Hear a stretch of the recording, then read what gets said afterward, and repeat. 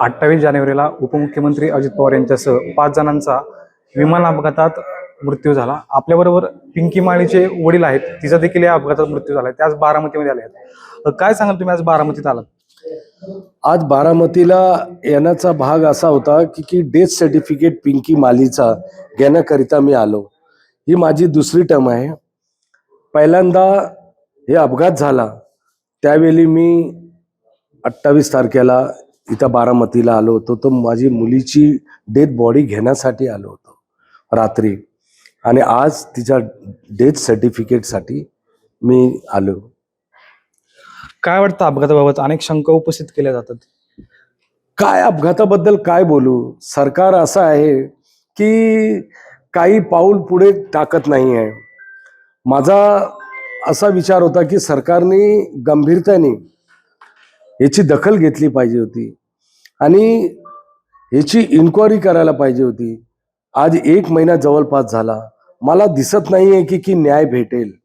कारण का जर रोहितदादा पवार सारखा व्यक्ती, पवार घराण्यातला, जर FRI साठी मुंबईला बारामतीमध्ये धावपळ करतायत, कारण का ते आपले काकाला गमावलेले आहेत आणि त्याचा दुःख दर्द जसं मी मुलगी गमावलेला आहे तसं त्यांनाही त्रास आहे, पण सरकारकडनं काही न्याय भेटत आहे असं आम्हाला दिसत येत नाही आहे. सत्तामध्ये आहेत ते काही करू शकतात, कुठली एजन्सी फास्ट ट्रॅक वरती पण लावू शकतात. याची शहानिशा काढून याची सत्यता बाहेर आणून इन्क्वायरीचा भाग पूर्ण करून देश विदेश आणि महाराष्ट्राची जनता आतुरतेने वाट पाहत आहे की सरकार आम्हाला न्याय देईल. या अजितदादाला, या माली कुटुंबाला न्याय मिळेल, पण मला असं दिसत येत नाही आहे की न्याय भेटेल करून.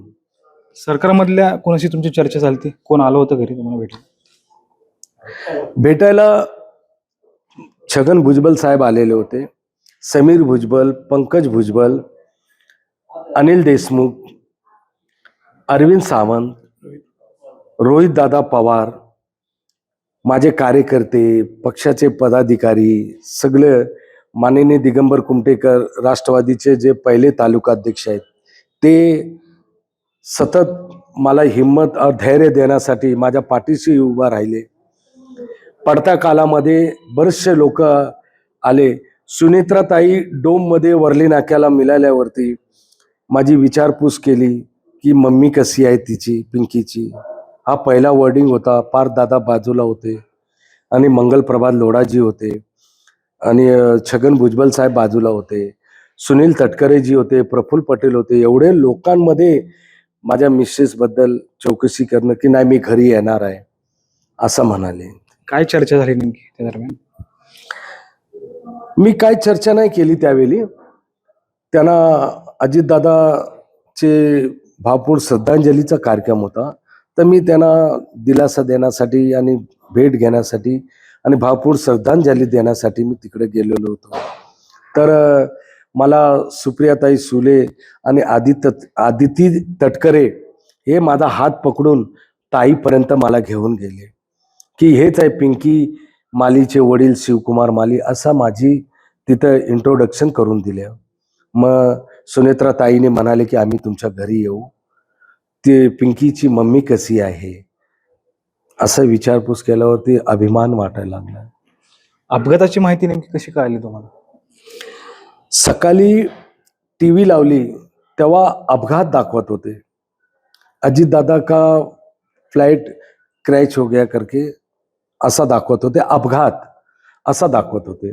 आणि मग मी किचनमध्ये गेलो आणि तिकडनं चूल भरलो पाणी, आणि मग एवढंच मला फोन आला संतोष गुप्ता जे माझे सहकारी है कि अरे पिंकी माली कौन है, तो महिला मेरी लड़की है. अरे बोलता है कि अरे चैनल लगाओ, देख उसका तो डेथ दिखा रहा है. चॅनल वरती मी बातमी ब्रेकिंग न्यूज मध्ये की फ्लाइट अटेंडंट पिंकी माली यांचा मृत्यू अजितदादा सोबत असं दाखवल्यावरती माझे हातपाय कापायला लागले. बातमी ऐकल्यानंतर मला टीव्हीच्या माध्यमातून माहिती मिळाली की माझी मुलगी मी गमावलेली. नंतर तुम्ही बारामतीत आलात? नंतर मग मी बारामतीमध्ये आलो इथं तिच्या डेथ बॉडी घ्यायसाठी. जर मी इकडे आलो नसतो कंपनीचे लोक मला कळवले नाही की मुंबईच्या ऑफिसमधनं डेथ बॉडी भेटेल की बारामतीमधून ॲम्ब्युलन्सने आम्ही तुम्हाला पोचू, अशी काही कल्पना दिली नाही. टी व्हीवर बातमी बघितल्यावरती मग मी तिकडनं निघालो मुंबईवरून तिची बॉडी घ्यायला. जर मी बॉडी क्लेम केला नसता तर लावारिसमध्ये गेली असती माझी मुलं. जर बॉडी क्लेमच नाही केला असता तर काय झालं असतं? तुमच्या मुलीला न्याय मिळावा यासाठी तुमची भूमिका काय असणार आहे? माझ्या मुलीला न्याय मिळावं, अजितदादाच्या दुर्दैवी जे ही घटना घडलेली आहे ह्याच्यामध्ये सत्यता रोहितदादा पवार जे प्रयास करतायत, जे धावपळ करतायत आणि इन्क्वायरी करायला बोलतायत, FRI लॉन्च करायला बघतायत, त्यांना सहकार्य भेटत नाहीये. तर मी सरकारकडनं काय अपेक्षा करू की मला पण न्याय भेटेल?